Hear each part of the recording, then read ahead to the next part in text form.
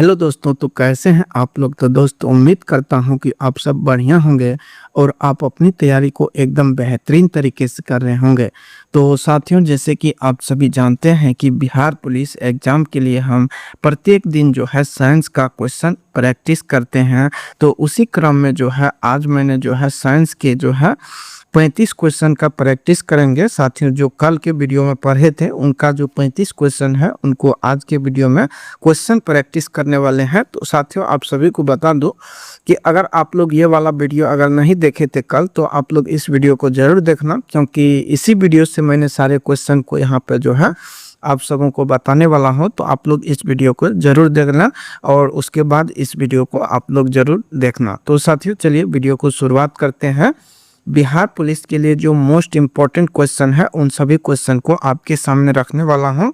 और आप साथियों, आप सभी को एक बात बता दूं कि जो बिहार पुलिस के लिए क्वेश्चन बैंक का प्रैक्टिस है, जैसे कि बिहार पुलिस का क्वेश्चन जैसे कि 7 अगस्त को एग्जाम हुआ था, तो ये सभी जिलों में अलग अलग यानी कि 4-5 पेपर बने थे। तो इसके लिए जो है मैंने आप सबके लिए क्वेश्चन को जो है सेलेक्ट कर लिया हूं और उन क्वेश्चन को जो है अलग अलग जिला में जो हुआ था उन सभी क्वेश्चन को भी आपके साथ जो है बताने वाला हूं। तो आप लोग जो है इस चैनल के साथ बने रहिए। तो साथियों, चलिए क्वेश्चन की शुरुआत करते हैं।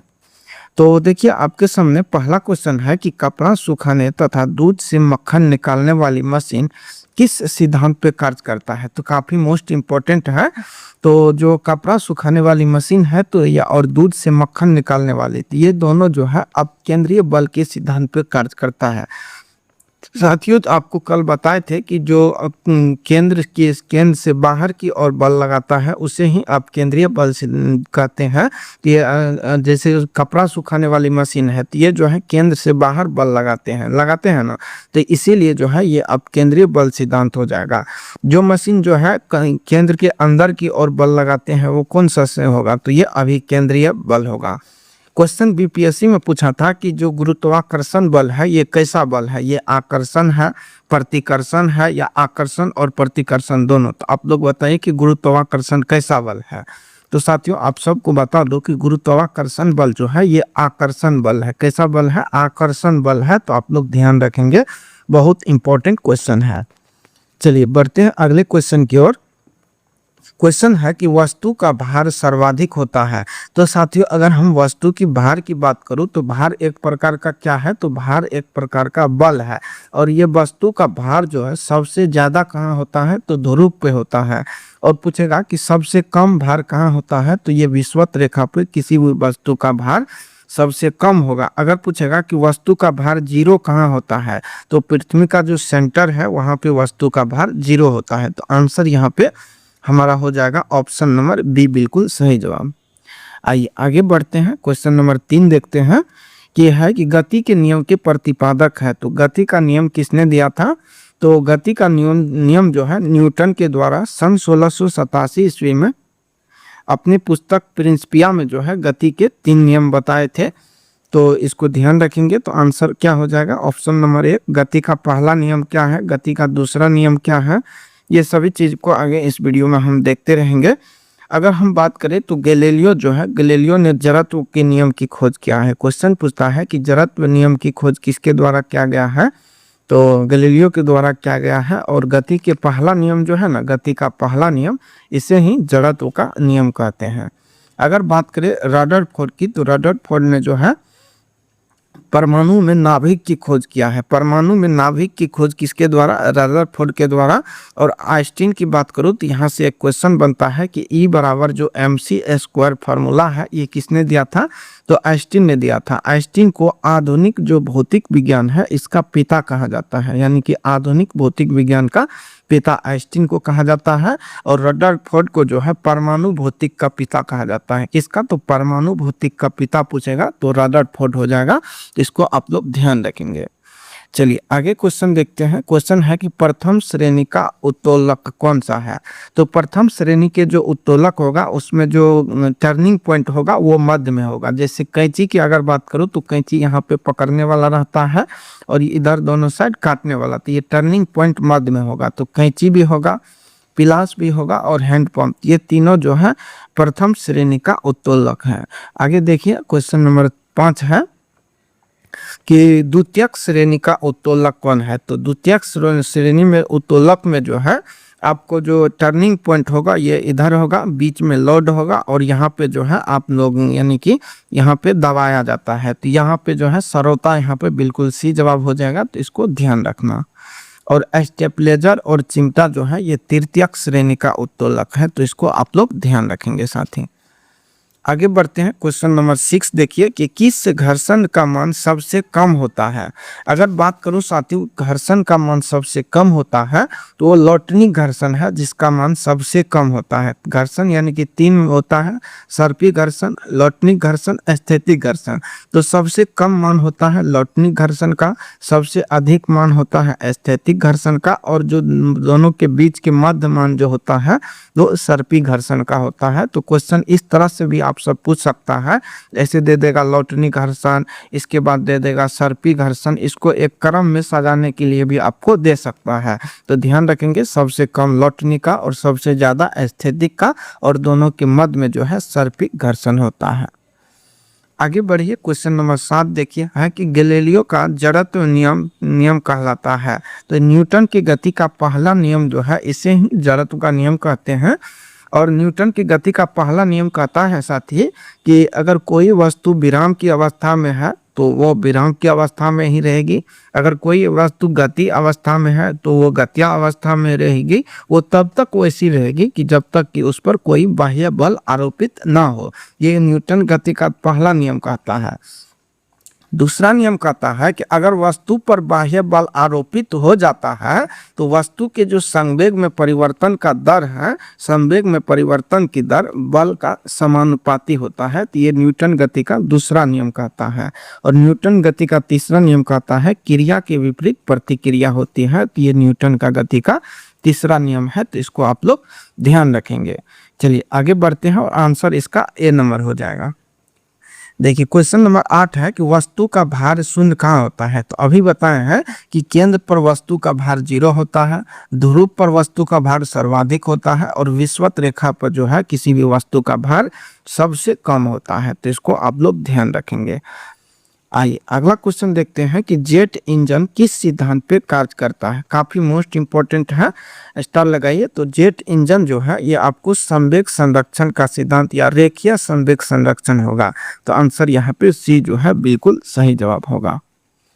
अगला क्वेश्चन देखिए कि बस जो है, बस अचानक चलने पर यात्री पीछे की ओर गिरता है, इसका कारण क्या है। तो अभी बताए हैं कि न्यूटन की गति का पहला नियम ही जड़त्व का नियम है, और ये विराम जड़त्व के कारण ऐसा होता है। क्योंकि वस्तु जैसे बस में बैठा हुआ है तो बैठा हुआ है तो यानी कि विराम अवस्था में है, जैसे ही बस जैसे चलता है तो यात्री पीछे की ओर झुक जाता है, तो यानी कि वस्तु जो है अपने विराम अवस्था में रहना पसंद करता है, तो इसीलिए ऐसा विराम जड़त्व के कारण होता है। क्वेश्चन पूछेगा कि बस अचानक रुकने पर, यानी कि रुकने यानी चलने यहाँ पर है तो यहाँ पर रुकने पर यात्री जो है आगे की ओर झुकता है, तो इसका कारण क्या है। तो गति अवस्था से जो है वो क्या करता है, रुकता है, तो यानी कि ये गति जड़त्व के कारण ऐसा हो जाता है। तो इसको ध्यान रखना। आगे क्वेश्चन देखिए, क्वेश्चन नंबर 11 है कि जड़त्व के नियम की खोज किसके द्वारा। तो अभी बताया है कि यह गैलीलियो ने किया है, तो यहाँ पे आप लोग को ध्यान रखना है। अगला क्वेश्चन है कि 1 किलोग्राम किसके बराबर होता है। तो साथी काफी मोस्ट इंपॉर्टेंट है, एग्जाम में पूछा गया है। तो 9.8 न्यूटन के बराबर होते हैं, किसके, 9.8 न्यूटन के।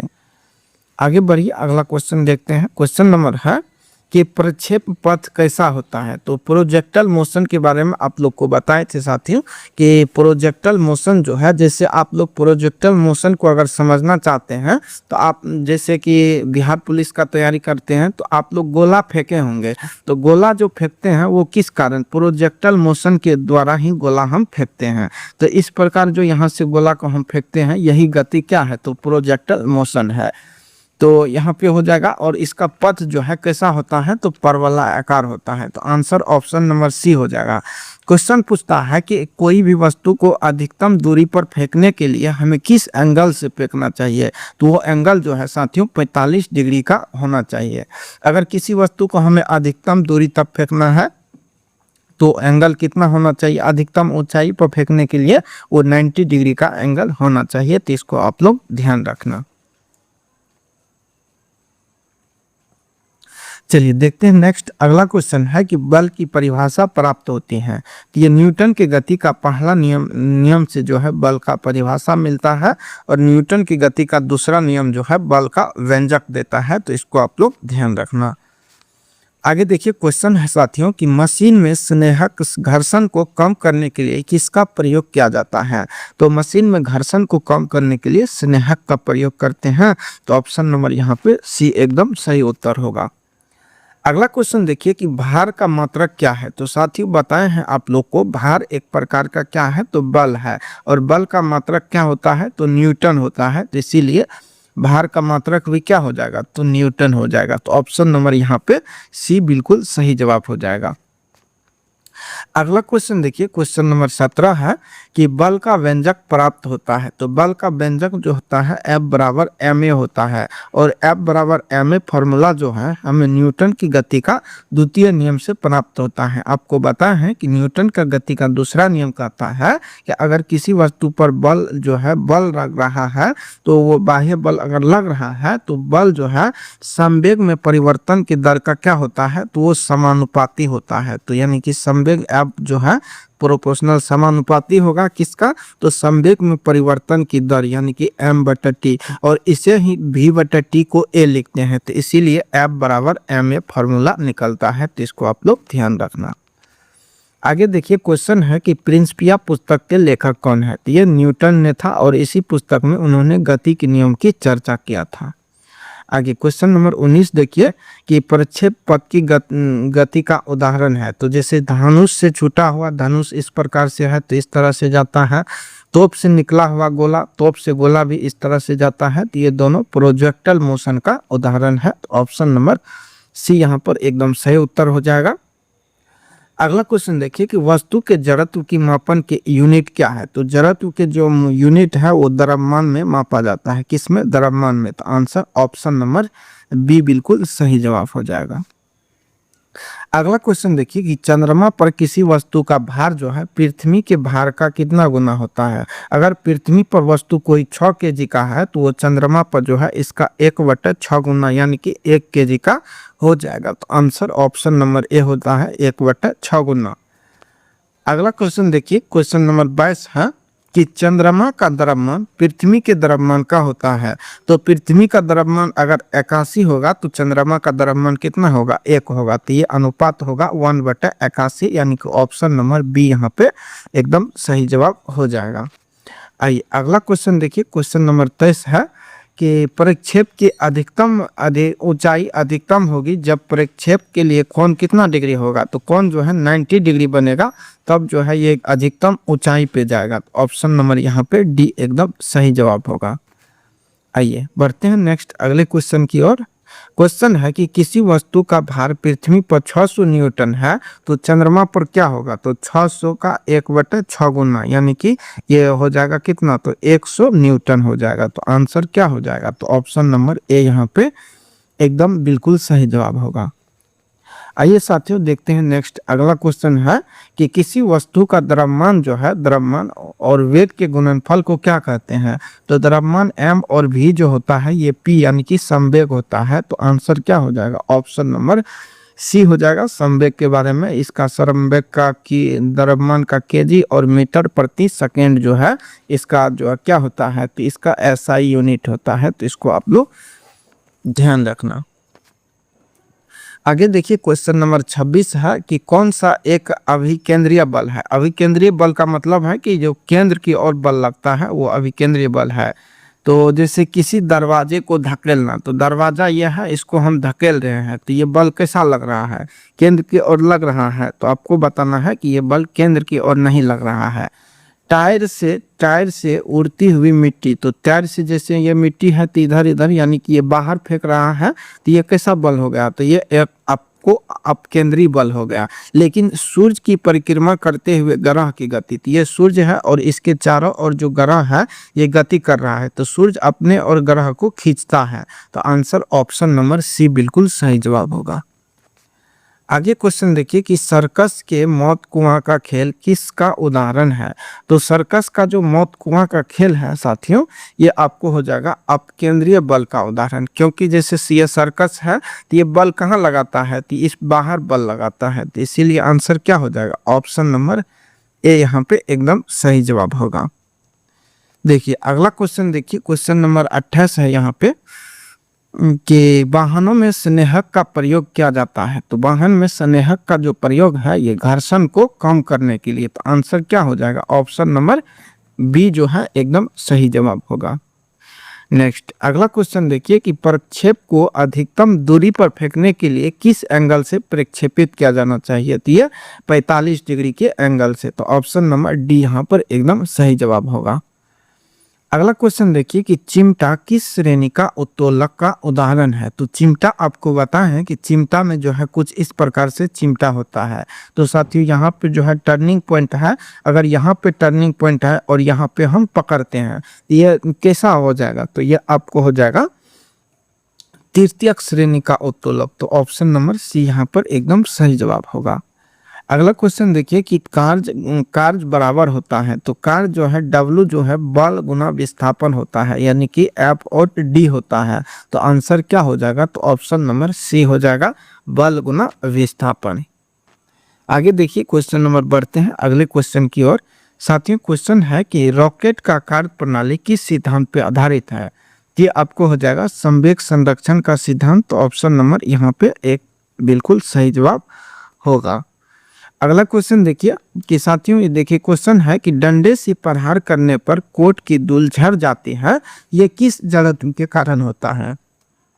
तो ये आपको विराम जड़त्व के कारण ही होता है, क्योंकि जैसे ये चादर है तो चादर पर जो है ये धूलकण बैठा हुआ है, तो बैठा हुआ जैसे ही हम डंडे मारते हैं तो ये धूलकण झड़ जाते हैं, लेकिन धूलकण का प्रवृत्ति क्या है, तो वो विराम में ही रहना पसंद करते हैं, तो आंसर क्या हो जाएगा, ऑप्शन नंबर ए बिल्कुल सही जवाब हो जाएगा।